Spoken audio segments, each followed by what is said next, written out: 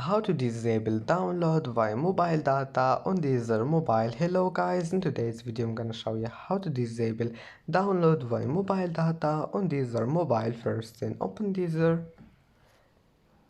Here you will find this settings icon here in the top corner. Click on it and then click audio, and here you will find download via mobile data. Now all you need to do is just disable it.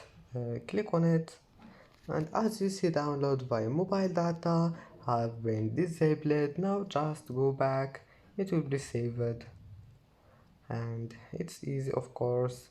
And that's how to disable download via mobile data on Deezer.